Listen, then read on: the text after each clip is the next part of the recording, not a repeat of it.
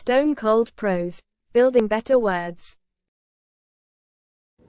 What's the difference between pride and ego, and why does it matter? Why is it vital to keep this distinction at the front of your mind at all times, no matter what you do for a living or where you are in life?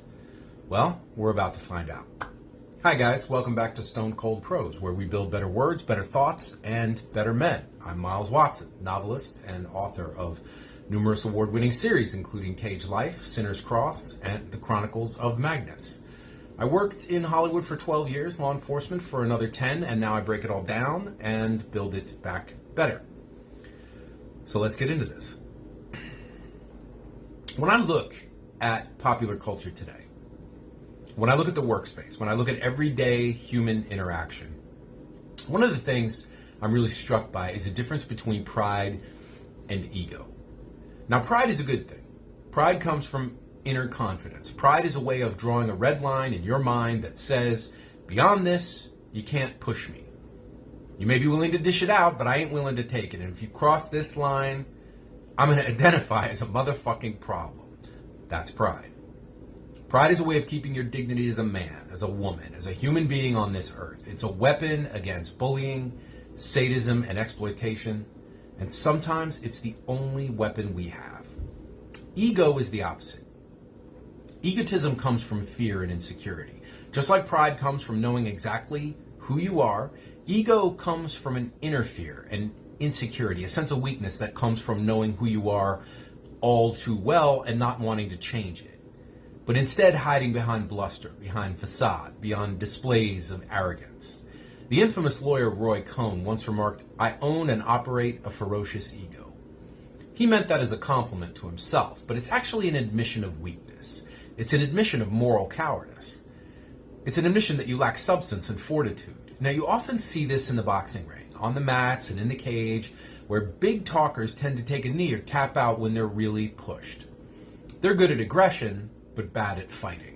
Because inside of them is this bubble of insecurity, that bubble of fear that pops under pressure. And instead of popping it themselves beforehand, instead of recognizing that there's a problem and saying my ego is out of control and it's all a compensation scheme to cover up a weakness, instead of going in and addressing that weakness, that fear, which is painful and embarrassing and requires a lot of self-examination and work, they pretend there's nothing wrong, that there's no hole in the ship, even when their egos lead them straight down to the bottom of the ocean, because ego always leads you.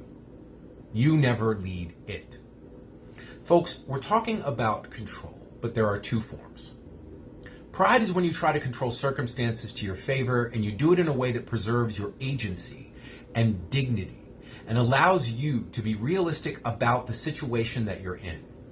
You're not asking people to bow down. You're demanding basic civility, courtesy, and respect. You're also holding yourself accountable to yourself. Egotism is about control, but in a different way. You're not in the driver's seat because egos, and this goes back to Roy Cohn, you don't own and operate them, they own and operate you. You are never the master of your ego. You're its bitch, its slave, its passenger. You get driven around by your ego like a sled dog. You are the guy who is a slave to yourself, to the phony image of yourself that you've created.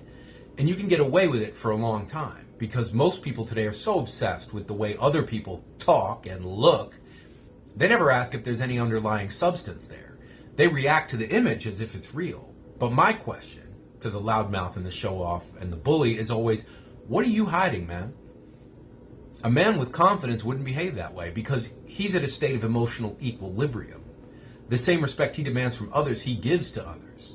He accepts that other people have red lines too, and he isn't threatened by that fact the way an arrogant man would be, because again, confidence comes from within, from the knowledge of his own inner strength, our own inner strength.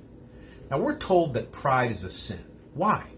Because the people who want to control us don't want us to draw those red lines. How can they bully and exploit us if we refuse to take it, if we push back? Pride will protect you in personal and professional relationships and in life. By setting down goalposts, no one can move, including yourself. Self-accountability. Now, I know what you're thinking. Adulthood means swallowing our pride so we can keep our jobs. No. It means doing away with our ego so we can stand on business. And there's nothing hypocritical about having red lines at different distances for different aspects of your life. As a parent or a spouse, you might have lines in one place, and for work and social situations, you might have them in another place. But again, it comes down to where you choose to place them, which remains under your control, and your consistency in guarding them, which is also under your control. Only you can decide for yourself where those places might be.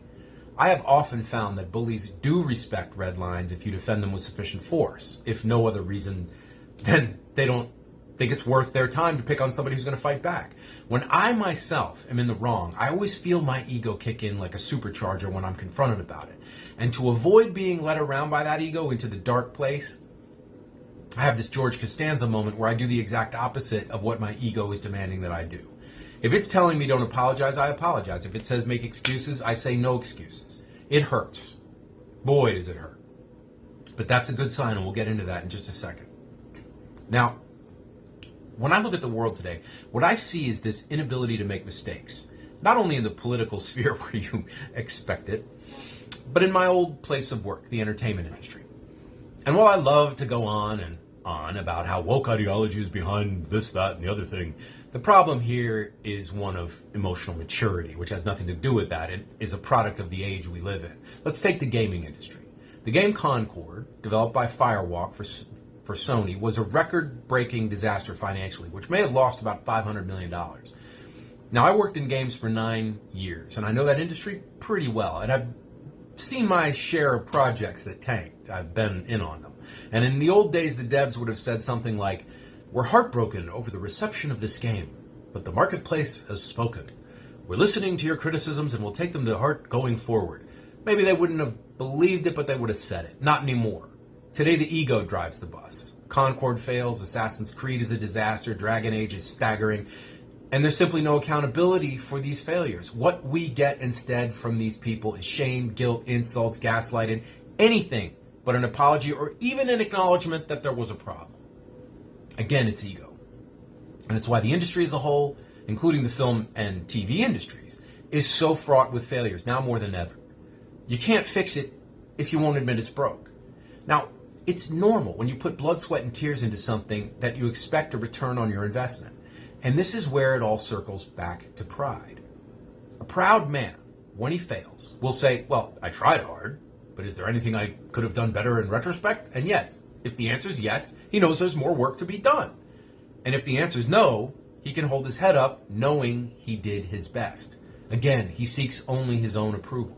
A proud man can handle his issues. An egotist can only mask their issues. Their arrogance is simply that piece of tape that Homer Simpson puts over his check engine light so he doesn't see it blinking. It's denial, it's cope, it's cap, it's cowardice, and it's laziness. He doesn't want to face the pain of killing his ego so that he can grow. Ego death is necessary for growth, but it's painful. It's also humiliating.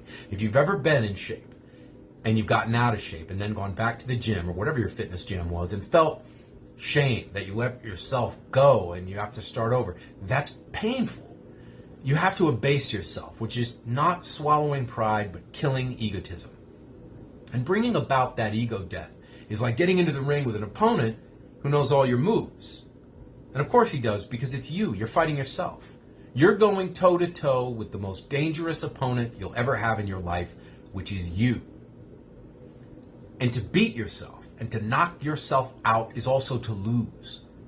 And that's ego death. You're destroying your weak self so the strong one can take its place. So only a real man, a real woman, a real person can do it. Cowards need not apply. The stark fact is that most people are too lazy and afraid to look within. We deal with effects rather than causes. When we feel threatened by someone, we're content to hate them instead of asking why we feel that way and what we might do to discharge that emotion in a healthy manner. And our society rewards this. We reward loudmouths, bullies, show-offs. But the bigger your ego is, the thinner it tends to be. And the world is full of sharp corners. Anyone who's ever seen egoistic or narcissistic collapse firsthand knows how ugly it is. And it happens when we slip in our discipline and forget that to exist means to be in competition. Not with others, but with ourselves.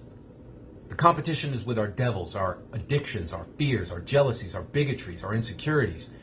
And folks, that's the battle we have to win. If you enjoyed today's video, please remember to like, subscribe, comment, hit the notification bell, and remember to check out my books on Amazon. Link is in the description.